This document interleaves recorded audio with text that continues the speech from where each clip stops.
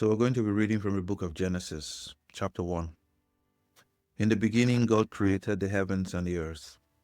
Now the earth was formless and empty. Darkness was over the surface of the deep, and the Spirit of God was hovering over the waters. And God said, "Let there be light," and there was light. God saw that the light was good, and he separated light from darkness. God called the light day, and the darkness he called night. And there was evening, and there was morning, the first day. And God said, "Let there be an expanse between the waters to separate water from water." So God made the expanse and separated the water under the expanse from the water above. And it was so. God called the expanse sky. And there was evening, and there was morning, the second day.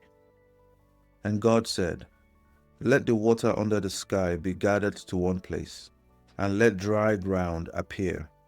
And it was so.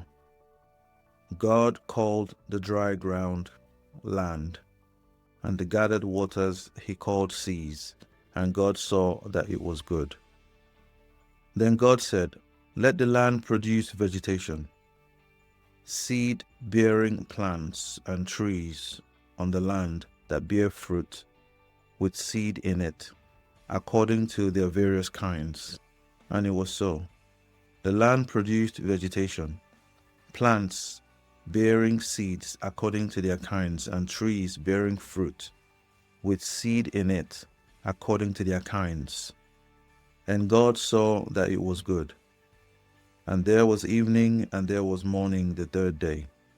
And God said, "Let there be lights in the expanse of the sky, to separate the day from the night, and let them serve as signs to mark seasons and days and years, and let them be lights in the expanse of the skies to give light on the earth." And it was so. God made two great lights, the greater light to govern the day, and the lesser light to govern the night. He also made the stars. God set them in the expanse of the sky to give light on the earth, to govern the day and the night, and to separate light from darkness. And God saw that it was good. And there was evening, and there was morning, the fourth day.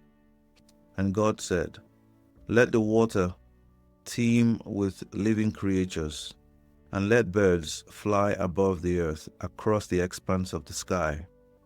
So God created the great creatures of the sea, and every living and moving thing with which the water teems, according to their kinds, and every winged bird according to its kind.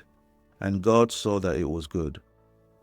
God blessed them and said, "Be fruitful and increase in number, and fill the water in the seas, and let the birds increase on the earth."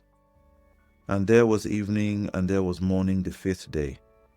And God said, "Let the land produce living creatures according to their kinds, livestock creatures that move along the ground, and wild animals, each according to its kind."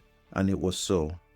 God made wild animals according to their kinds, the livestock according to their kinds, and all the creatures that move along the ground according to their kinds. And God said that it was good. Then God said, "Let us make man in our image, in our likeness, and let them rule over the fish of the sea, and the birds of the air, over the livestock, over all the earth, and over all the creatures that move along the ground." So God created man in his own image.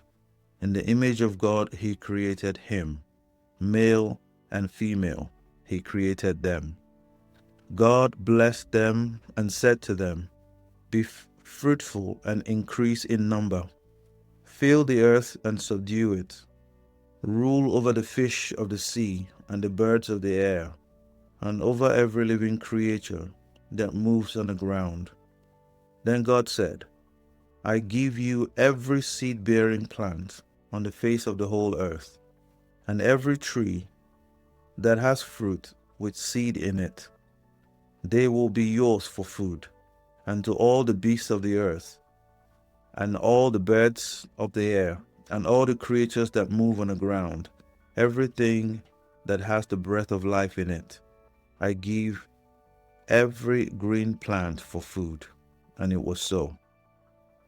God saw all that he had made, and it was very good. And there was evening, and there was morning, the sixth day. And this ends Genesis chapter 1. Thank you for listening. Tomorrow morning, we'll be reading Genesis chapter 2.